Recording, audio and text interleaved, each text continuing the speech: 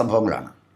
ഒന്ന്, കേരളത്തിലെ ഒരു സീനിയർ IAS ഉദ്യോഗസ്ഥയെ ഒരു മന്ത്രി അദ്ദേഹത്തിൻ്റെ ഓഫീസിൽ വെച്ച് കടന്നു പിടിച്ചു, ചുംബിച്ചു. അവരുടെ ഒരു സാരിയും പുതച്ചുകൊണ്ടാണ് അവർ വെളിയിൽ ഇറങ്ങി വന്നതും അന്നത്തെ മുഖ്യമന്ത്രിയെ കണ്ടതും പരാതി പറഞ്ഞതും മുഖ്യമന്ത്രി ആ മന്ത്രിയെ മന്ത്രിസഭയിൽ നിന്ന് പുറത്താക്കിയതും. ഞാൻ പേര് പറയാൻ ആഗ്രഹിക്കുന്നില്ല. പക്ഷേ ആ മന്ത്രിയെ ന്യായീകരിച്ചുകൊണ്ട് തിരുവനന്തപുരത്തു നിന്നിറങ്ങുന്ന കേരള കൗമുദി എഡിറ്റോറിയൽ എഴുതി ഈ IAS ഉദ്യോഗസ്ഥയെ കുറ്റപ്പെടുത്തിക്കൊണ്ട്. അതവിടെ നിൽക്കട്ടെ, ഞാനൊരു പത്രമാധ്യമത്തിൻ്റെ കാര്യമാണ് ഞാൻ പറയുന്നത്. മറ്റൊന്ന്, ഈ ജയതിലകും പ്രശാന്തുമായിട്ടുള്ള ഒരു ഫൈറ്റ് നടക്കുകയാണ്. പ്രശാന്തിനെതിരെ സാക്ഷാൽ മാതൃഭൂമി, ദേശീയ ദിനപത്രമാണ്, മാതൃഭൂമി എഡിറ്റോറിയൽ എഴുതി. ഒരു ചീഫ് സെക്രട്ടറിക്ക് അനുകൂലമായി പ്രശാന്തിനെതിരെ മാതൃഭൂമി ഒരു കുറ്റപത്രം തയ്യാറാക്കി. ഈ വൃത്തികെട്ട മീഡിയയാണ് നമ്മുടെ രാജ്യത്തെ ജനാധിപത്യത്തെ നിലനിർത്തുന്നതെന്ന് പബ്ലിക് അറിയണം. അതുകൊണ്ടാണ് ഞാനിത് പറയുന്നത്. ഞാൻ പറഞ്ഞു വന്നത്, ഇത്രമാത്രം നമ്മുടെ മാധ്യമങ്ങൾ അധപ്പതിച്ചു കഴിഞ്ഞു. പക്ഷേ ഇതിനൊരു പരിഹാരം ഉണ്ടായാലേ പറ്റുള്ളൂ. അതാണ് ഞാൻ ചോദിക്കുന്നത്. രണ്ട് മറുപടിയാണത്.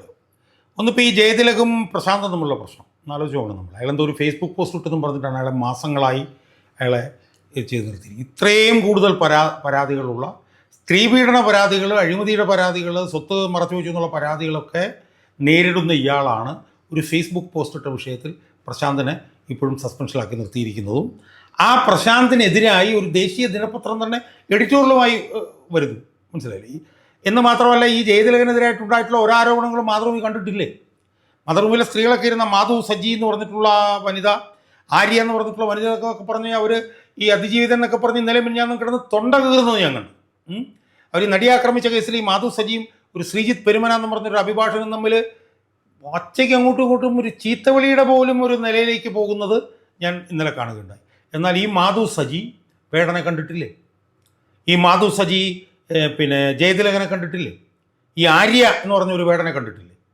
ആര്യ ജയതിലകനെ കണ്ടിട്ടില്ലേ? അപ്പോൾ ഞാൻ പറഞ്ഞത്, ഈ തരത്തിൽ തീർത്തും ഏകപക്ഷീയമായി കാര്യങ്ങൾ ചെയ്യാൻ ഒരു മടിയുമില്ല എന്നുള്ള നിലയിലേക്ക് മാധ്യമങ്ങൾ അധപ്പതിച്ചിരിക്കുന്നു.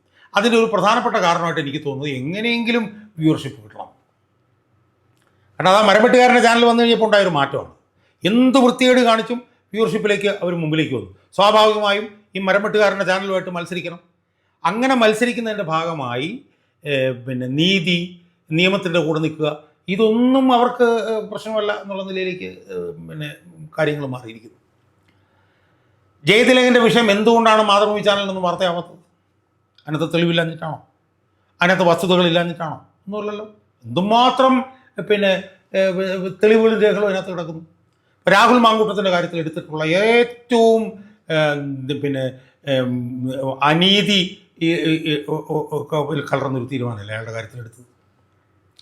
ഇന്നും പറയുകയാണ് അയാൾ പോലീസിൻ്റെ റഡാറിലാണ്. എന്നൊരു ചാനൽ ഞാൻ കണ്ടു. അയാളുടെ വീട്ടിൽ മഫ്തിയിൽ പോലീസുകാർ. ഇവിടെ എന്തൊരു അസംബന്ധമാണ്. ഇന്നിപ്പോൾ കോടതി നോട്ട് ടു അറസ്റ്റ് ഓർഡർ ഇട്ടു. ക്രിസ്മസ് കഴിയുന്ന വരെ ഒരു കേസിലേക്ക് മുൻകൂർ ജാമ്യം കിട്ടി. മുൻകൂർ ജാമ്യം നിഷേധിച്ചതിനകത്ത് ചെന്ന വഴി തന്നെ ഹൈക്കോടതി ഇപ്പോൾ 2 കേസിലേക്ക് നോട്ട് ടു അറസ്റ്റ് ഓർഡറാണ്. മനസ്സിലായി? അപ്പം അയാളുടെ കാര്യത്തിൽ ചെയ്തത് മുഴുവൻ തിരിഞ്ഞടിച്ചു. അപ്പോൾ അയാൾക്കെതിരായിട്ട് വ്യാപകമായിട്ട് ദൃശ്യമാധ്യമങ്ങൾ സംസാരിക്കുന്നു. ഈ അതിജീവിതയ്ക്ക് വേണ്ടിയിട്ട്, അപ്പോൾ അതിജീവിതയ്ക്ക് വേണ്ടിയിട്ട് സംസാരിക്കരുതെന്നുള്ളതല്ല, അതിജീവിതയ്ക്ക് വേണ്ടി സംസാരിക്കാം. അതിജീവിതയ്ക്ക് വേണ്ടിയിട്ട് ബെല്ലും ബ്രേക്കും ഇല്ലാതെ സംസാരിക്കുന്നു. പക്ഷേ അവർ പല പ്രധാനപ്പെട്ട വിഷയങ്ങളും കാണാതെ പോകുന്നു. അപ്പോൾ ആ നിലയിൽ ഈ ചാനലുകളുടെ അന്ധമായിട്ടുള്ള ഈ വ്യൂവർഷിപ്പിന് വേണ്ടിയിട്ടുള്ള ഈ നെട്ടോട്ടത്തിനിടയിൽ സത്യവും നീതിയും ധർമ്മവും ഒക്കെ വല്ലാതെ ക്രൂശിക്കപ്പെടുന്നു എന്നുള്ള ഒരു ഗതികെട്ട അവസ്ഥയിലാണ് നമ്മൾ നിൽക്കുന്നത്. പക്ഷേ അവിടെ ഒരു ചെക്ക് ആൻഡ് ബാലൻസ് വരുന്നുണ്ട്. അതാണ് സാമൂഹ്യ മാധ്യമങ്ങൾ. അപ്പോൾ നമ്മളൊക്കെ തന്നെ സംസാരിക്കുന്നത്, ഒരുപക്ഷെ സാമൂഹ്യ മാധ്യമങ്ങളില്ലായിരുന്നെങ്കിൽ നമുക്ക് സംസാരിക്കാനൊരു അവസരം കിട്ടില്ലായിരുന്നു. അപ്പോൾ എന്തായാലും സാമൂഹ്യ മാധ്യമത്തിലൂടെ ജനങ്ങൾ എന്താണ് ശരി എന്നുള്ളത് തിരിച്ചറിയുന്നുണ്ട്. ഇപ്പോൾ നടന്ന തെരഞ്ഞെടുപ്പിൽ പോലും ജനങ്ങൾക്ക് ശരിയായിട്ടുള്ളൊരു തീരുമാനത്തിൽ എത്തുന്നതിന് സാമൂഹ്യ മാധ്യമങ്ങൾ വലിയ തോതിൽ സഹായിച്ചിട്ടുണ്ട് എന്നാണ് ഇരിക്കുന്നത്. ഇപ്പോൾ ജയതിലകൻ്റെ വിഷയത്തിൽ തന്നെ എനിക്കൊക്കെ ഇപ്പം നമ്മളൊക്കെ ഇങ്ങനെ സംസാരിക്കാൻ കഴിയുന്നത് യഥാർത്ഥത്തിൽ സാമൂഹ്യ മാധ്യമങ്ങളുള്ളതുകൊണ്ടാണ്. ഇപ്പോൾ ജയതിലകൻ്റെ വിഷയം തന്നെ ആകെപ്പാടെ ജനചാനൽ മാത്രമാണ് തൊട്ടിട്ടുള്ളത്. ഒരു ചാനലും തൊട്ടിട്ടില്ല. അതിൻ്റെ കാരണമായിട്ട് ഞാൻ വേറൊരു കാര്യം കേൾക്കുന്നത് പറഞ്ഞാൽ, ഈ പത്രക്കാരുടെ ഒരുപാട് ഫണ്ട് തട്ടിപ്പും കാര്യങ്ങളൊക്കെ കൊണ്ടുപോകും. അതിൻ്റെ ഫയലെല്ലാം ഇയാളുടെ കയ്യിലാണ് പോയിരിക്കുന്നത്. അപ്പോൾ അതുകൊണ്ടാണ് പോലും അയാൾക്കെതിരെ പറയാത്തത്. എന്തായാലും ദൃശ്യമാധ്യമങ്ങളുടെ ഈ തെറ്റായ സമീപനത്തിന് ഒരു ചെക്ക് ആൻഡ് ബാലൻസ് ആയിട്ട് സോഷ്യൽ മീഡിയ വന്നിട്ടുണ്ട് എന്നുള്ളത് വളരെ നമുക്ക് പിന്നെ ആശ്വസിക്കാൻ കഴിയുന്ന ഒരു കാര്യമാണ് എന്നാണ് എനിക്ക് തോന്നുന്നത്. ജയതിലകിൻ്റെ അടക്കം വളരെ ഞെട്ടിക്കുന്ന കാര്യമാണ് താങ്കൾ പറഞ്ഞിരിക്കുന്നത്. നമ്മുടെ ചീഫ് സെക്രട്ടറി ഇത്രയും അധപ്പതിച്ച ഒരാളാണെങ്കിൽ ഇത് പൊതുസമൂഹം ചർച്ച ചെയ്യേണ്ട വിഷയമല്ലേ, രഹസ്യമായിട്ട് വെക്കേണ്ട വിഷയമാണിത്. ഇത് മാധ്യമങ്ങൾ കൊടുക്കുന്നില്ല. മാധ്യമങ്ങൾക്ക് നിഗൂഢമായ താല്പര്യങ്ങൾ, ഹിഡൻ അജണ്ട, അതുകൊണ്ടാണല്ലോ മാധ്യമങ്ങൾ കൊടുക്കാത്തത്. ഈ മാധ്യമങ്ങളുടെ പേര് എണ്ണി നമ്മുടെ സമൂഹത്തിനറിയാം. താങ്കൾക്കറിയാമോ, പലപ്പോഴും പണ്ട് ഈ ചർച്ചകൾ സജീവമായിട്ട് കണ്ടുകൊണ്ടിരുന്ന എൻ്റെ പല സുഹൃത്തുക്കളും പറയും ചർച്ച അവർ കാണാറേയില്ല, അവർ ചർച്ച കാണാറേയില്ല. പിന്നെ ചുരുക്കം ചില പ്രമുഖരായ ആളുകൾ പങ്കെടുക്കുന്ന ചർച്ച ഉണ്ടെങ്കിൽ അവർ പറയുന്നത് കേൾക്കുകയല്ലാതെ ചർച്ച കാണാറില്ല. കാരണം ചർച്ചയുടെ ആളുകൾക്ക് വെറുപ്പായി. ദൃശ്യമാധ്യമങ്ങളുടെ സ്ഥിതി അതാണ്, വളരെ മോശം. പല ദൃശ്യമാധ്യമങ്ങളും അവസാനം വരുമാനം കിട്ടാതെ അടച്ചുപൂട്ടേണ്ട ഗതിയിലേക്ക് വരും. അത് അനിവാര്യവുമാണ്. ഈ ഇത്തരം മാധ്യമങ്ങൾ സ്വഭാവശുദ്ധിയില്ലാത്ത ഉന്നത ഉദ്യോഗസ്ഥന്മാരെ തുറന്ന് കാണിക്കാൻ കഴിയുന്നില്ലെങ്കിൽ നമ്മുടെ ജനാധിപത്യം എങ്ങോട്ടാണ് പോകുന്നത്? ഇത് വളരെ അപകടകരമായ സ്ഥിതിയിലേക്ക്. അല്ലാതെ അതിൽ ആദ്യം പറഞ്ഞൊരു കാര്യമുണ്ട്. ഇവരിതുപോലെ ഏകപക്ഷീയമായിട്ടുള്ള നിയമവിരുദ്ധമായിട്ടുള്ള കാര്യങ്ങൾ ചെയ്യുമ്പോൾ ഇവരുടെ വ്യൂവർഷിപ്പാണ് കുറഞ്ഞു വരുന്നതെന്നുള്ളത് ഇവരറിയുന്നില്ല. ഇരിക്കുന്ന കൊമ്പ് ഒരു മുറിക്കണം. ഞാനൊരു ചെറിയ ഉദാഹരണം പറഞ്ഞുതരാം. വി എസ് അച്യുതാനന്ദൻ മരണവുമായി ബന്ധപ്പെട്ട 2 ദിവസം ഉണ്ടല്ലോ, അന്ന് ബാർക്ക് റേറ്റിംഗ് എന്താണ് 500-600 ഒക്കെ ആയിരുന്നു. ഇപ്പോൾ ബാർക്ക് റേറ്റിംഗ് നോക്കിയാലല്ലോ എല്ലാ ബാർക്ക് റേറ്റിംഗും 100 താഴെയാണ്. കാരണം വ്യൂവർഷിപ്പ് ഭയങ്കരമായിട്ട് ദൃശ്യമാധ്യമങ്ങളായിട്ട് പോയിക്കൊണ്ടിരിക്കുക. ഞാനൊക്കെ ഓർക്കുകയാണ് ഒരു 10-15 വർഷങ്ങൾക്ക് മുമ്പ് പിന്നെ ദൃശ്യമാധ്യമങ്ങളെ മാത്രമാണ് പൂർണ്ണമായിട്ട് ആശ്രയിച്ചത്. ഞാനൊക്കെ ദൃശ്യമാധ്യമങ്ങൾ കാണുന്നത് നിർത്തിയിട്ട് കാലം എത്രയായി. അപ്പം അതുകൊണ്ട് ഈ തെറ്റായിട്ടുള്ള പ്രചരണങ്ങൾ നടത്തുന്നതിലൂടെ തങ്ങളുടെ വ്യൂവർഷിപ്പ് കുറയുകയാണെന്നുള്ളത് ഇവർക്ക് മനസ്സിലാവുന്നില്ല. അവരിപ്പോൾ ഈ രാഹുൽ മാങ്കൂട്ടത്തിലെടുത്ത വിഷയം, ഇത്തരം കാര്യങ്ങളിലൊക്കെ എടുക്കുന്ന വിഷയങ്ങളൊക്കെ തന്നെ അന്തിമമായിട്ട് അവരുടെ ജനങ്ങളുടെ ഇടയിലുള്ള സ്വാധീനം കുറയ്ക്കുകയാണെന്നുള്ളത് അവർ മനസ്സിലാകുന്നില്ല. എന്ന് മാത്രമല്ല, അവർ തെറ്റായിട്ടുള്ള സമീപനമാണ് എടുത്തുകൊണ്ടിരിക്കുന്നത് എന്നുള്ളത് സാമൂഹ്യ മാധ്യമങ്ങളിലൂടെ ജനങ്ങൾ അറിയുന്നുണ്ട് എന്നുള്ള കാര്യവും അവർ മനസ്സിലാകുന്നില്ല. മൂന്നാമത്തെ ഒരു പ്രധാനപ്പെട്ട വിഷയം എന്ന് പറയുന്നത് ഈ അറിവും കാഴ്ചപ്പാടും രാഷ്ട്രീയവും ഒക്കെ ഉള്ള മാധ്യമപ്രവർത്തകർ ഇപ്പോൾ ദൃശ്യമാധ്യമങ്ങളിൽ ഏതാണ്ട് വട്ടപൂജ്യമായി എന്ന് നമുക്ക് കാണാൻ കഴിയും. ഇപ്പോൾ നടിയെ ആക്രമിച്ച കേസ് തന്നെ, നടിയെ ആക്രമിച്ച കേസിൽ 1714 പേജിൻ്റെ ഒരു വിധിന്യായം. ആ വിധിന്യായത്തിന് എന്താണ് ഉള്ളത് എന്നത് സംബന്ധിച്ച് ചില അരികെ മൂലയൊക്കെ പറയുന്നതല്ലാതെ അത് എടുത്തൊന്ന് അതിനകത്ത് എവിടെയെങ്കിലും കുറച്ച് പേജെങ്കിലും മറിച്ച് നോക്കിയാൽ എത്ര മാധ്യമ പ്രവർത്തകരുണ്ട്, എത്ര മാധ്യമ പ്രവർത്തകരുണ്ട്, എത്ര വലിയ അവതാരകകൾ. ഞാനവരുടെ പേരുകളൊന്നും പറഞ്ഞു, ഒരുപാട് അവതാരികകൾ ഇരുന്നിട്ട് ഈ അതിജീവിത വിഷയത്തിലൊക്കെ കിടന്ന് ചാടുന്നും തുള്ളും നോക്കുന്നുണ്ടല്ലോ, അവരിൽ എത്ര പേര് ഈ വിഷയം പഠിച്ചിട്ടുണ്ട്? അപ്പോൾ അതുകൊണ്ട് തന്നെ പണ്ടൊക്കെ ദൃശ്യമാധ്യമങ്ങൾ ഉണ്ടായിരുന്നത് പൊളിറ്റിക്കലായിട്ടുള്ള ആളുകളുണ്ടായിരുന്നു, അവർ ഹാർഡ് വർക്ക് ചെയ്യുമായിരുന്നു, അവർ പഠിക്കുമായിരുന്നു. ഇപ്പം കുറച്ച് മീശ മുളയ്ക്കാത്ത ചെറുപ്പക്കാരും കുറച്ച് കൊച്ചു കുഞ്ഞുങ്ങൾ സ്ത്രീകളും. ഇപ്പോൾ ഞാൻ കഴിഞ്ഞ ദിവസം ഒരു വീഡിയോയിൽ പറയാം, ഇപ്പോൾ ഒരു ചെറുപ്പക്കാരി സ്ത്രീ, അവർക്കൊരു 23-24 വയസ്സിൽ അവർ ഏതെങ്കിലും ഒരു മാധ്യമത്തിൽ ഒരു ദൃശ്യമാധ്യമം ഒരു ജോലി ചെയ്ത് ജോലി കിട്ടി. പിന്നെ വീഡിയോ ക്യാമറയായിട്ട് ചെന്നിട്ട് മിസ്റ്റർ സണ്ണി ജോസഫ് എന്നാണ് വിളിക്കുന്നത്. 40 വർഷം രാഷ്ട്രീയത്തിൽ, മനസ്സിലായി.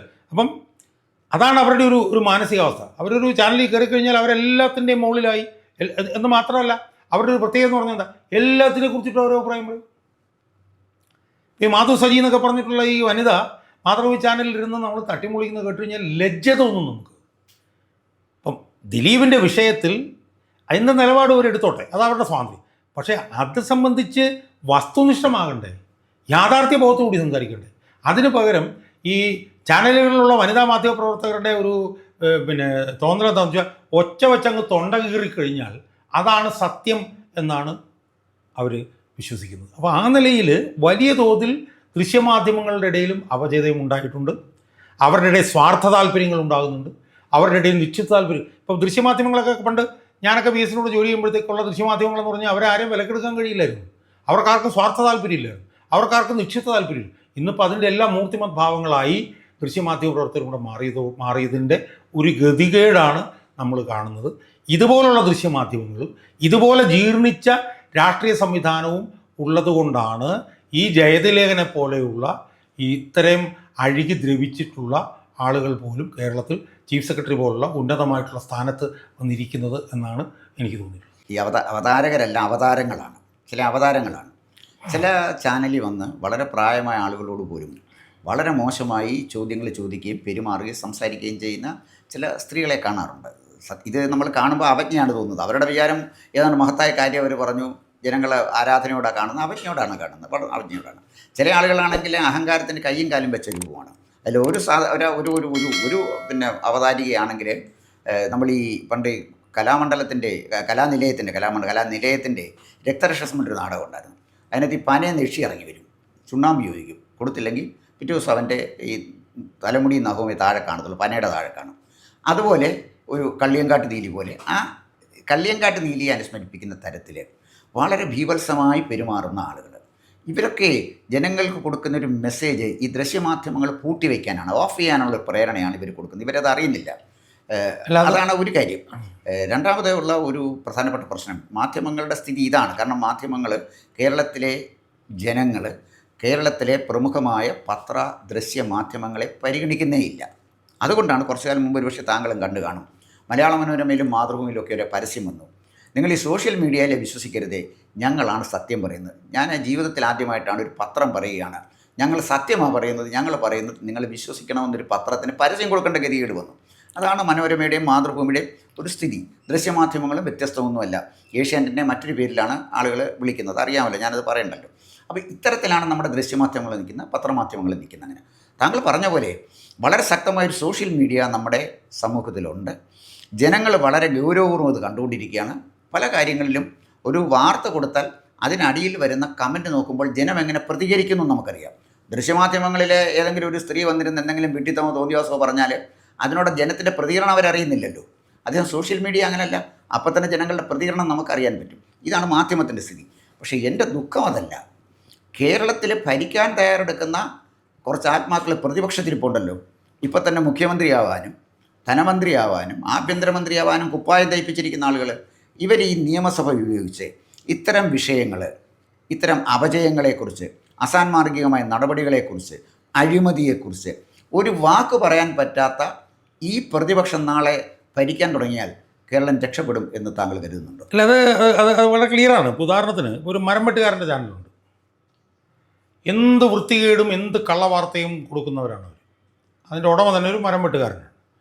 അവിടെ ഒരുത്തൻ ഇരിപ്പുണ്ട്, അവൻ പോക്സോ കേസിൽ പ്രതിയാണ്. എനിക്ക് തോന്നുന്നു 10-15 വർഷം മുമ്പായിരുന്നുവെങ്കിൽ ആ ചാനലിൽ ആ ചാനൽ പരിപൂർണമായി പ്രതിപക്ഷം അവഗണിച്ചാണ്. പക്ഷെ ഇന്ന് അതിനവർ തയ്യാറാവുന്നില്ല. അപ്പം ഞാൻ അതുകൊണ്ടാണ് പറഞ്ഞത്, കേരളത്തിൽ സാധാരണഗതിയിൽ മോശമായിട്ടുള്ള ഭരണമാണെങ്കിൽ നല്ല പ്രതിപക്ഷമായിരുന്നു. അതായിരുന്നു കേരളത്തിൽ നമ്മൾ ഇതുവരെ കണ്ടുകൊണ്ട്. നല്ല പ്രതിപക്ഷവും മോശം പ്രതിപക്ഷവും നമ്മൾ കണ്ടു. നല്ല പ്രതിപക്ഷ അച്യുതാനന്ദനായിരുന്നെങ്കിൽ മോശം പ്രതിപക്ഷവും ഉമ്മൻചാണ്ടിയത്. പക്ഷേ അതിനൊക്കെ തന്നെ മോശമാകുന്നതിനൊരു ബെഞ്ച് മാർക്ക് ഉണ്ടായിരുന്നു. ഉമ്മൻചാണ്ടിയാണെങ്കിലും ഉമ്മൻചാണ്ടിയുടെയൊക്കെ പ്രതിപക്ഷ പ്രവർത്തനത്തിന് ഒരു നിലവാരമുണ്ടായിരുന്നു. ഇപ്പോഴത്തെ അവസ്ഥയെന്ന് പറഞ്ഞാൽ അതല്ല. ഒരു നിലവാരവുമില്ലാത്ത നിലയിൽ ഏകപക്ഷീയമായി സ്വാർത്ഥ താല്പര്യങ്ങൾക്ക് അടിപ്പെടുന്ന ഒരു പ്രതിപക്ഷത്തെയാണ് നമ്മളിവിടെ കാണുന്നത്. നമ്മളതുകൊണ്ടാണ് നമ്മൾ നേരത്തെ വീഡിയോയിൽ പറഞ്ഞത്, ഒരു തെരഞ്ഞെടുപ്പ് ഇവിടെ നടന്നു കഴിഞ്ഞ ദിവസം. ആ തെരഞ്ഞെടുപ്പ് പ്രചരണ സമയത്ത് എന്ത് വിഷയമാണ് ഈ പ്രതിപക്ഷം ഇവിടെ കൊണ്ടുവന്നത്? യഥാർത്ഥത്തിൽ ശബരിമല പെരുങ്കൊള്ള ഇല്ലായിരുന്നുവെങ്കിൽ ആ തെരഞ്ഞെടുപ്പിൽ എന്ത് പ്രചരണ വിഷയമായിരുന്നു അവർക്കുണ്ടായിരുന്നു? എന്നാൽ ഏറ്റവും വൃത്തികെട്ട ഒരു ഗവൺമെൻറ്റില്ല കഴിഞ്ഞ 5 വർഷക്കാലം ഇവിടെ ഭരിച്ചുകൊണ്ടിരുന്നത്. അത് സംബന്ധിച്ച് എന്ത് പ്രചരണം അവർക്ക് ഇവിടെ നടത്താൻ കഴിഞ്ഞു, എന്ത് നിയമ പോരാട്ടം ഇവിടെ നടത്താൻ കഴിഞ്ഞു. അപ്പോൾ ആ നിലയിൽ ഇപ്പോൾ പ്രതിപക്ഷത്തിൻ്റെ ആളുകളൊക്കെ പറയുന്നത് എന്താണെന്ന് പറഞ്ഞു കഴിഞ്ഞാൽ, അല്ല നമ്മളിപ്പോൾ അതിനെക്കുറിച്ച് പറഞ്ഞു കഴിഞ്ഞാൽ പിന്നെ നമ്മൾ നാളെ വരുമ്പോൾ നമുക്കത് ചെയ്യാൻ പറ്റുമോ? ഈ നിലയിലാണ് ചോദ്യം. മനസ്സിലായി? ഇപ്പോൾ എൻ്റെ സുഹൃത്ത് RS ശശികുമാർ സാറുണ്ട്, സർവകലാശാലകളുമായി ബന്ധപ്പെട്ടുള്ള വിഷയം. അയാൾ ശശികുമാർ സാറിനോടൊക്കെ കോൺഗ്രസ്സുകാർ ചോദിക്കുന്നതാണ്. പക്ഷേ എന്നാലും ശശികുമാർ നിങ്ങളിപ്പോൾ ഇതിങ്ങനെ പറഞ്ഞു കഴിഞ്ഞാൽ പിന്നെ നമുക്ക് നാളെയും പ്രശ്നമാവില്ല. അപ്പോൾ ആ നിലയിൽ ഈ സമൂഹത്തിനെ നവീകരിക്കാൻ ബാധ്യതപ്പെട്ട തൂണുകളെല്ലാം തന്നെ ഇങ്ങനെ ദ്രവിക്കുന്നതിൻ്റെ ഒരു ഗതികേടിലാണ്. ഇപ്പോൾ ഭരണപക്ഷം ദ്രവിക്കുകയാണെങ്കിൽ ഒരു ഒരു ഒരു വാച്ച് ഡോഗായിട്ട് പ്രതിപക്ഷത്തിനെ നമ്മൾ കണ്ടുപോകും. അത് തകർന്നു. അത് തകർന്നു കഴിഞ്ഞാൽ നമ്മൾ അപ്പുറത്ത് ഒരു രക്ഷാകവചമായി കണ്ടുകൊണ്ടിരുന്ന മാധ്യമങ്ങളാണ്, അതും തകർന്നു. എല്ലാം തകർന്നു നിൽക്കുന്ന, അല്ലെങ്കിൽ എല്ലാം തകർന്നുകൊണ്ടിരിക്കുന്ന ഒരു സന്നിഗ്ധ ഘട്ടത്തിലാണ് നമ്മളിങ്ങനെ.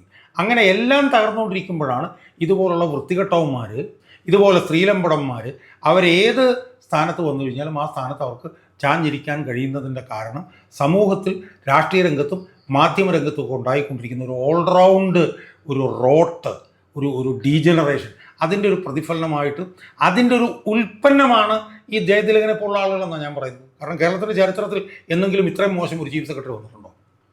എന്ന് മാത്രമല്ല അത്രയും മോശം ചീഫ് സെക്രട്ടറി വന്നിട്ടും അയാൾക്കെതിരെ എന്തെങ്കിലും വിമർശനങ്ങളുണ്ടോ? ഞാൻ ചോദിക്കുന്നത് 15 വർഷം മുമ്പ് ഇതുപോലൊരു ചീഫ് സെക്രട്ടറി വന്നിരുന്നെങ്കിൽ അയാൾക്ക് രാജിവെച്ച് പോകേണ്ടി വരുമായിരുന്നു. കാരണം പ്രതിപക്ഷത്തിൻ്റെയും മാധ്യമങ്ങളുടെയും ഒക്കെ അതിശക്തമായിട്ടുള്ള എതിർപ്പ് വരുമായിരുന്നു. ഇപ്പോൾ പ്രതിപക്ഷത്തിൻ്റെ എതിർപ്പുമില്ല, മാധ്യമങ്ങളുടെ എതിർപ്പുമില്ല, എന്നെപ്പോലെയൊക്കെയുള്ള ചില ഒറ്റപ്പെട്ട ശബ്ദങ്ങളല്ലാതെ ഒരു എതിർപ്പില്ല. അപ്പം സമൂഹം അതിഭീകരമായി ജീർണിക്കുന്നതിൽ നിന്നാണ് ഇതുപോലെയുള്ള വൃത്തികെട്ട ക്യാരക്ടേഴ്സൊക്കെ ഇതുപോലെയുള്ള സ്ഥാനങ്ങളിൽ വന്നിരിക്കുന്നത്. ഇപ്പം നമ്മളൊന്ന് ആലോചിക്കും, നമ്മുടെ ചരിത്രത്തിൽ നമ്മൾ സ്വപ്നം വിചാരിച്ചിട്ടുണ്ട് ഈ പിണറായി വിജയനെ പോലെ ഇത്രയും വൃത്തികെട്ടൊരു മുഖ്യമന്ത്രി ഒരു CPM മന്ത്രിസഭയെ നടത്തുന്നുള്ളൂ. ഞാൻ കഴിഞ്ഞ ദിവസം എൻ്റെ ഭാര്യയോട് പറയും, ഏറ്റവും വൃത്തികെട്ടവൻ ഏറ്റവും ഉയർന്ന സ്ഥാനത്ത് വന്നാൽ എന്ത് സംഭവിക്കും? അതാണ് നമ്മളിപ്പോൾ അനുഭവിച്ചുകൊണ്ടിരിക്കുന്നത്. നമ്മളിപ്പോൾ നേരത്തെ പറഞ്ഞു EMS, നായനാർ, PS അച്യുതാനന്ദൻ ഒക്കെ അല്ലേ ഇവിടെ മുഖ്യമന്ത്രിയായിരുന്നു. ആ കസേരയിൽ പിണറായി വിജയൻ കയറിയിരിക്കുകയാണ്. സ്വാഭാവികമായും ഈ എന്താണ് നടക്കാൻ പാടില്ലാത്ത കാര്യങ്ങൾ നടക്കുമ്പം ഇതുപോലത്തെ ഉള്ളതൊക്കെ നടക്കും. അതിൻ്റെ ഒരു ഗതികേടാണ് നമ്മൾ അനുഭവിക്കുന്നത്. പക്ഷേ എന്തെങ്കിലും ഒരു കറക്റ്റീവ് ഫോഴ്സൊക്കെ ഉയർന്നു വരും. ഇതുപോലുള്ള കള്ളന്മാർ അങ്ങനെ അവിടെ തുടരില്ല എന്ന് തന്നെയാണ് ഈ തെരഞ്ഞെടുപ്പ് റിസൾട്ടൊക്കെ കാണുമ്പോൾ നമുക്കുണ്ടാകുന്ന ഒരു പ്രതീക്ഷ എന്ന് മാത്രമേ നമുക്കിപ്പോൾ പറയാൻ പറ്റൂ. അല്ല, എനിക്ക് താങ്കളോട് പറയാനുള്ളൊരു പ്രശ്നം, നമ്മളെ സമൂഹം അറിയേണ്ട ഒരു കാര്യം, ഒരു പ്രതിപക്ഷം നാളെ ഭരണപക്ഷമാകുന്നത് നെഗേഷൻ്റെ റിസൾട്ടാണ്. അതായത് ഭരണപക്ഷത്തോടുള്ള ശക്തമായ ഭരണവിരുദ്ധ വികാരമാണ്. അല്ല, കോൺഗ്രസ്സുകാർ ഭരിക്കണമെന്ന് കേരളത്തിലെ ജനങ്ങൾ ആരും ആഗ്രഹിക്കുന്നില്ല. പക്ഷേ ജനങ്ങൾക്ക് വേറെ ഓപ്ഷനില്ല. ഇപ്പോൾ തിരഞ്ഞെടുപ്പ് വരുമ്പോൾ നമുക്ക് പറ്റുന്ന, എന്നോട് വളരെ ഒരു ലേണഡ് പ്രൊഫസർ പറഞ്ഞൊരു കാര്യം, അദ്ദേഹം വോട്ട് ചെയ്യാൻ പോകാറില്ല. ഞാൻ ചോദിച്ചു എന്താ വോട്ട് ചെയ്യാൻ പറ്റും? ഞാൻ ആർക്ക് വോട്ട് ചെയ്യണം? കായംകുളം കൊച്ചുണ്ണി ഒരു മുന്നണി നിൽക്കുന്നു, വെള്ളാണി പരമ്പ് വേറൊരു മുന്നണി നിൽക്കുന്നു, മുളമൂട്ടിലടിമോ മൂന്നാമത്തെ മുന്നണിയിൽ നിൽക്കുന്നു. ഞാൻ ആർക്കാണ് വോട്ട് ചെയ്യേണ്ടത്? ഞാൻ വോട്ട് ചെയ്യണമെങ്കിൽ എൻ്റെ രാവിലെ കാറും എടുത്ത് അവിടെ കൊണ്ടിട്ട് ബൂത്തിൽ പോയി ക്യൂ നിന്ന് വോട്ട് ചെയ്യണം. For what? എന്തിനു വേണ്ടി? ഈ രാജ്യം നന്നാവില്ല. ഇവറ്റകൾ ഈ രാജ്യം നന്നാക്കാൻ തയ്യാറല്ല. അവരെങ്ങനെ ഇപ്പോഴത്തന്നെ അടുത്ത 5 കൊല്ലം എങ്ങനെ നമുക്ക് കൊള്ളയടിക്കാം എന്ന് ആലോചിച്ചുകൊണ്ടിരിക്കുന്ന ഒരു പ്രതിപക്ഷമാണ് ഇന്നിപ്പോൾ നമുക്കുള്ളത്. അതുകൊണ്ട് ഇപ്പോൾ 2026 പ്രതിപക്ഷം വന്നതുകൊണ്ട് കേരളത്തിൽ എന്തെങ്കിലും മാറ്റം ഉണ്ടാക്കാൻ കഴിയും എന്നെനിക്ക് പ്രതീക്ഷയില്ല. എൻ്റെ കാരണം എന്താണെന്നറിയാം, ഈ കാലഘട്ടത്തിൽ നടന്ന, ഇപ്പോൾ ജയതിലകനെ കുറിച്ച് താങ്കൾ പറഞ്ഞു, ഒരു ചോദ്യം നിയമസഭയിൽ ഉന്നയിക്കാൻ ഒരുത്തനില്ല. ഇവരാണ് ഇനി നാളെ രാജ്യം ഭരിക്കാൻ പോകുന്നത്. ഇവർ രാജ്യം ഭരിച്ചാൽ എന്താ ചെയ്യാൻ പോകുന്നത്? ഇത് തന്നെ തുടരുക. അല്ലാതെ ഈ സിസ്റ്റം വളരെ മോശമായ പ്രതിപക്ഷവും അതിനേക്കാൾ മോശമായ ഭരണപക്ഷവും മാറി മാറി നിൽക്കുന്ന ഈ സംവിധാനം തകർന്ന് വീഴാതെ കേരളത്തിന് പ്രതീക്ഷയ്ക്ക് വകയില്ല. എന്നെപ്പോലെയുള്ള പൊതുപ്രവർത്തകരെ സംബന്ധിച്ചിടത്തോളം പ്രതീക്ഷാ നിർഭരമായിട്ടുള്ളത് ഞങ്ങൾക്ക് പ്രവർത്തിക്കാൻ പറ്റില്ല. പക്ഷേ ഒരല്പം പ്രതീക്ഷ ഉണ്ടാകുന്നുണ്ട് എന്ന് പറയാതെ വയ്യ. കാരണം നമ്മളൊക്കെ വിചാരിച്ചത് പിണറായി വിജയൻ തന്നെ, ഇനിയും അടുത്ത പിണറായി വിജയൻ തന്നെ എന്നൊക്കെ ആണല്ലോ നമ്മൾ വിചാരിച്ചത്. അവിടെ നിന്നൊരു ചെറിയ മാറ്റം നമുക്ക് കാണാൻ കഴിയുന്നുണ്ട്. ആ മാറ്റം എല്ലാത്തിൻ്റെ ഒരു അവസാന ഉത്തരവായിട്ടും നമുക്ക് പറയാൻ കഴിയില്ല. പക്ഷേ ചില പോസിറ്റീവായിട്ടുള്ള ചില റിഫ്ലക്ഷൻസ് പൊതുസമൂഹത്തിൽ ഉണ്ടാകുന്നുണ്ട് എന്നുള്ള ഒരു പ്രതീക്ഷയുടെ ഒരു പശ്ചാത്തലത്തിൽ പൊതുപ്രവർത്തനം നടത്തി ഇതുപോലുള്ള നല്ല കാര്യങ്ങളുടെ ഒരു ചാലകശക്തിയായി മാറാൻ കഴിയുന്ന നിലയിൽ പൊതുപ്രവർത്തനം നടത്തി മുന്നോട്ട് പോവുക എന്നുള്ളത് മാത്രമേ നമുക്ക് അതിനകത്ത് ചെയ്യാൻ ഇപ്പോൾ ഉള്ളൂ എന്ന് എനിക്ക് തോന്നുന്നു. അല്ല, എനിക്ക് തോന്നുന്നത് അതുമായിട്ട് സപ്ലിമെൻ്റ് ചെയ്ത് എനിക്ക് പറയാനുള്ളത്, ഉത്തരേന്ത്യൻ സംസ്ഥാനങ്ങളിൽ പലയിടത്തും തിരഞ്ഞെടുപ്പ് നടക്കുമ്പോഴേ BJPയും കോൺഗ്രസ്സോ അല്ലെങ്കിൽ എസ്റ്റാബ്ലിഷ്ഡ് പൊളിറ്റിക്കൽ പാർട്ടി സ്ഥാനാർത്ഥികളെ ജയിപ്പിക്കുന്നത് പോലെ ചിലയിടത്തെങ്കിലും സ്വതന്ത്രന്മാർ ജയിച്ച് വരാറുണ്ട്. ഞാൻ താങ്കളോടൊരു ഉദാഹരണം പറയാം. ഞാൻ കോന്നിക്കര പത്തനംതിട്ട ജില്ലയാണ്. പത്തനംതിട്ട ജില്ല എന്ന് പറഞ്ഞൊരു ജില്ല സാക്ഷാത്കരിക്കപ്പെട്ടത് KK നായർ എന്ന് പറഞ്ഞൊരു ജനപ്രതി ഉണ്ടായിരുന്നുണ്ട്. അന്ന് UDFും LDFും മത്സരിച്ചപ്പോൾ സ്വതന്ത്രനായി കേരളത്തെ ഞെട്ടിച്ചുകൊണ്ടാണ് അദ്ദേഹം ജയിച്ചു വന്നത് പത്തനംതിട്ടയിൽ നിന്ന്. പത്തനംതിട്ടയാണെങ്കിൽ ക്രിസ്ത്യൻ കമ്മ്യൂണിറ്റിക്ക് വലിയ സ്വാധീനമുള്ള സ്ഥലവുമാണ്. 2 കോടീശ്വരന്മാരാണ് അദ്ദേഹത്തിനെതിരെ മത്സരിച്ചതും. പക്ഷെ അവരെ 2 പേരെയും തോൽപ്പിച്ചുകൊണ്ട് KK നായർ സാർ ജയിച്ചു വന്നു. ജയിച്ചു വന്നു കഴിഞ്ഞപ്പോൾ അന്ന് അറിയാമല്ലോ, ഈ കാസ്റ്റിംഗ് വോട്ടിൽ നിൽക്കുന്ന ഒരു കാലഘട്ടമാണ്. അന്ന് കരുണാകരൻ പറഞ്ഞു, അത് KK നായർ സാറുമായിട്ട് എനിക്ക് നല്ല ആത്മബന്ധം അടുപ്പമുള്ളതുകൊണ്ട് പറയുകയാണ്, അദ്ദേഹത്തിൻ്റെ വീട്ടിലെ അക്കാലഘട്ടത്തിലെ കേരളത്തിലെ ഏറ്റവും വലിയ അബ്കാരി ഒരു ബ്രീഫ് കേസിനകത്ത് നിറയെ നോട്ടുമായിട്ട് KK നായർ സാറിൻ്റെ വീട്ടിൽ ചെന്നു കാര്യങ്ങളൊക്കെ പറഞ്ഞു, ഇരിക്കാൻ പറഞ്ഞു, ചായ കൊടുത്ത് എന്താ വന്നതെന്ന് ചോദിച്ചു. പറഞ്ഞു, സാറ് ഗവൺമെൻറ്റിനെ പിന്താങ്ങണം, കരുണാകരൻ്റെ ഗവൺമെൻറ്റിനെ പിന്താങ്ങണം. ഈ ബ്രീഫ് കേസ് തുറന്ന് കാണിച്ചിട്ട് പറഞ്ഞു, സാറിന് ഇത് പോരായെങ്കിൽ എത്ര വേണ്ടതെന്ന് വെച്ചാൽ ഞാൻ കൊണ്ടുതരാം. അപ്പോൾ KK നായർ സാർ പറഞ്ഞു, ഇത് ബ്രീഫ് കേസ് വളരെ വേഗം അടയ്ക്കണം, കാരണം ഇത്രയും പണം ഞാൻ ജീവിതത്തിൽ ഒന്നിച്ച് കണ്ടിട്ടില്ല. ഇതൊരു പഴയ കമ്മ്യൂണിസ്റ്റുകാരനാണ്. അടച്ചിട്ട് പറഞ്ഞു, നിങ്ങൾ വന്നതിൽ സന്തോഷമുണ്ട്, ചായയും കൊടുത്തിട്ട് പറഞ്ഞു, എനിക്ക് പണം വേണ്ട, ഞാൻ പണം വാങ്ങിച്ച് ചെയ്യുന്ന ഒരാളല്ല, നിങ്ങളതുകൊണ്ട് അത് കൊണ്ടുപോയിക്കോളാൻ പറഞ്ഞു. ഇപ്പോൾ കേരളത്തിൽ 3 മുന്നണികൾ നിൽക്കുന്നുണ്ട്. ഏറ്റവും മോശപ്പെട്ട സ്ഥാനാർത്ഥികളെ 3 പേരും നിർത്തുന്നു എന്ന് സങ്കല്പിക്കുക. വളരെ പ്രമുഖനായ ഒരാൾ, ജനസേവനത്തിനായിട്ട് വരുന്ന ഒരാൾ ഒരു സ്വതന്ത്ര സ്ഥാനാർത്ഥിയായിട്ട് നിൽക്കുന്നു. കേരളത്തിലെ ജനങ്ങൾ ജയിപ്പിക്കുന്നു. കേരളത്തിൽ നമ്മൾ കാണാത്ത ഒരുപാട് പ്രവണതകൾ ഇപ്പോൾ കേരളത്തിൻ്റെ രാഷ്ട്രീയ രംഗത്ത് കാണുന്നുണ്ടെന്ന് വിശ്വസിക്കുന്ന ഒരാളാണ്. ഈ തെരഞ്ഞെടുപ്പിൻ്റെ ഫലം തന്നെ തീർത്തും അപ്രതീക്ഷിതമായി. UDF-ൻ്റെ ഈ തെരഞ്ഞെടുപ്പിൽ ഇതുപോലുള്ള മുന്നേറ്റമൊന്നും ഒരാളും പ്രതീക്ഷിച്ചിരുന്നതല്ല. എന്നാൽ മാത്രമല്ല, ജനങ്ങളുടെ വിവേചന ബുദ്ധി കൂടുതൽ ഈ തെരഞ്ഞെടുപ്പ് പ്രതിഫലിക്കുകയും ചെയ്തു. UDF-ൻ്റെ നേതാക്കന്മാരുടെ സുസംഘടിതമായിട്ടുള്ള പ്രവർത്തനം ഇല്ലാതിരുന്നിട്ട് കൂടി എവിടെയാണ് വോട്ട് കുത്തേണ്ടത് എന്ന് മനസ്സിലാക്കി ജനങ്ങൾ വോട്ട് കുത്തിയ ഒരു രീതി നമ്മൾ കാണുന്നുണ്ട്. അപ്പോൾ ഇതൊക്കെ എവിടെ ചെന്ന് അവസാനിക്കുമെന്ന് നമുക്ക് പറയാൻ കഴിയില്ലെങ്കിലും തീർത്തും ഈ പറഞ്ഞ പോലെ പ്രതീക്ഷയറ്റ ഒരു പെസിമിസ്റ്റിക് ആയിട്ടുള്ള ഒരു സാഹചര്യമാണ് നിലനിൽക്കുന്നത് എന്നുള്ള വിശ്വാസം എനിക്കില്ല. എല്ലാം ഈ പറഞ്ഞതുപോലെ അനുകൂലമായിട്ടുള്ളൊരു മാറ്റം വരും എന്നുള്ള നിലയിലേക്കും നമുക്ക് എത്താൻ കഴിഞ്ഞിട്ടില്ലെങ്കിൽ പോലും ചില്ലറ മാറ്റങ്ങൾ സമൂഹത്തിൽ അവിടുന്ന് ഇവിടുന്നൊക്കെ നമുക്ക് റിഫ്ലക്റ്റീവായിട്ട് കാണാൻ കഴിയുന്നുണ്ട് എന്നാണ് ഒരു പൊതുപ്രവർത്തനം എന്നുള്ളതിൽ എനിക്ക് തോന്നിയിട്ടുള്ളത്. തീർച്ചയായിട്ടും ജനാധിപത്യം എന്ന് പറയുന്നത് വളരെ ഉദാത്തമായ ഒരു സങ്കല്പമാണ്. ആ ജനാധിപത്യം എന്ന് പറയുന്ന ആ സങ്കല്പം സർഗാത്മകമാകണമെങ്കിൽ നല്ല അഴിമതിയില്ലാത്ത ഭരണകൂടം, അഴിമതിയില്ലാത്ത സ്വജനപക്ഷപാതമില്ലാത്ത നല്ലൊരു ഭരണകൂടം, ഇച്ഛാശക്തിയുള്ളൊരു ഭരണകൂടം, ഒപ്പം വളരെ ക്രിയാത്മകമായ ഒരു പ്രതിപക്ഷം. പക്ഷേ രാജ്യ താല്പര്യത്തിന് അല്ലെങ്കിൽ സംസ്ഥാനത്തിൻ്റെ താല്പര്യത്തിന് പ്രതിപക്ഷവും ഭരണപക്ഷവും ഒന്നിച്ച് നിന്ന് പ്രവർത്തിക്കുക. ഭരണപക്ഷത്തിന് വീഴ്ചയുണ്ടെങ്കിൽ പ്രതിപക്ഷം അത് ചൂണ്ടിക്കാണിക്കുക.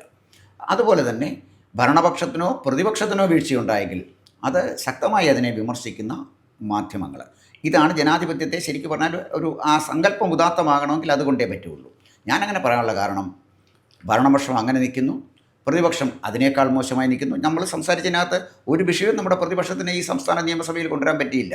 ഈ പുത്തരിക്കണ്ടം മൈതാനത്ത് പ്രസംഗിക്കുന്ന പ്രസംഗം പോയി നിയമസഭയിൽ പ്രസംഗിച്ചിട്ട് ഒരു കാര്യവുമില്ല.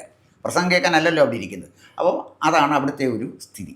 നമ്മൾ പറഞ്ഞ ക്രൂഷ്യലായ ഒരുപാട് അഴിമതി, അതുപോലെ തന്നെ സ്വഭാവദൂഷ്യം, ഇതൊക്കെയുള്ള ഉന്നതന്മാരായ ഉദ്യോഗസ്ഥന്മാർ അവർ ചക്രാധിപതികളെ പോലെ വാണരുളുന്നു. അവർക്ക് വേണ്ടി സംസാരിക്കുന്ന, അവർക്ക് വേണ്ടി വക്കാലത്തെടുക്കുന്ന ചില പത്രമാധ്യമങ്ങൾ, ദൃശ്യമാധ്യമങ്ങൾ, ഇത് അങ്ങനെ മാധ്യമങ്ങൾ ഒരു പരുവത്തിലായി, ഭരണപക്ഷവും പ്രതിപക്ഷവും ഒരുപോലെ വഷളായി. അങ്ങനെ വരുമ്പോൾ പ്രതീക്ഷിക്കാൻ ഒരു സ്പേസ് ഇല്ലാതെ വരികയാണ് ചെയ്യുന്നത്. അവിടെ താങ്കൾ പറഞ്ഞ പോലെ ഞാൻ പെസിമിസ്റ്റ് ആയതല്ല, പക്ഷേ സമൂഹം ഉറക്കെ ചിന്തിക്കാൻ പ്രേരിപ്പിക്കുന്ന ചില ഘടകങ്ങളിലേക്ക് സമൂഹത്തിൻ്റെ ശ്രദ്ധ ആകർഷിക്കാൻ ചെറിയ തോതിലെങ്കിലും സാമൂഹ്യ മാധ്യമങ്ങളെന്നുള്ള നിലയിൽ നമുക്ക് കഴിയുമോ? സാമൂഹ്യ പ്രവർത്തകരെന്നുള്ള നിലയിൽ ഈ സമൂഹം ഇങ്ങനെയൊക്കെയാണ് ചിന്തിക്കേണ്ടത്. ഞാനതാ പറഞ്ഞ്, രാജഭരണകാലത്തുണ്ടായ ഒരു ചർച്ച പോലും നമുക്കിപ്പം നമ്മുടെ നിയമസഭയിൽ നടക്കുന്നില്ല. ഭീരുക്കളാണ് നമ്മുടെ പ്രതിപക്ഷ MLA മാരെന്ന് ഞാൻ പറയും, ഭീരുക്കൾ. അപ്പോൾ ഈ സ്ഥിതിയിലേക്ക് പോകുന്ന ഇതൊക്കെ ജനം മനസ്സിലാക്കണം. ജനാധിപത്യം സ്വയം നവീകരിച്ചുകൊണ്ടിരിക്കുന്ന ഒരു പ്രക്രിയയാണ്. നമ്മുടെ ജനാധിപത്യം നവീകരിക്കുമെന്ന് നമുക്ക് പ്രതീക്ഷിക്കാം. താങ്കൾ നടത്തുന്ന പോരാട്ടം, അഴിമതിക്കും സ്വജനപക്ഷപാതത്തിനും അസാൻമാർഗീയതയ്ക്കുമൊക്കെ എതിരെ താങ്കൾ നടന്ന പോരാട്ടത്തിന് വിജയം ആശംസിക്കുന്നു. തീർച്ചയായിട്ടും നമ്മുടെ സംസ്ഥാനത്ത് മൗലികമായ ചില മാറ്റങ്ങൾ ഉണ്ടാകും എന്ന് പ്രതീക്ഷിച്ചുകൊണ്ട് നമുക്ക് ഈ ചർച്ച ഇവിടെ അവസാനിപ്പിക്കാം. നമസ്കാരം. കൂടുതൽ വാർത്തകളും വിശേഷങ്ങളും നേരിട്ട് ലഭിക്കാൻ ജനങ്ങളിൽ നിന്ന് ജനങ്ങളിലേക്ക് ജനഭൂമി ന്യൂസ് സബ്സ്ക്രൈബ് ചെയ്യൂ. ബെൽ ബട്ടൺ അമർത്താനും മറക്കരുത്.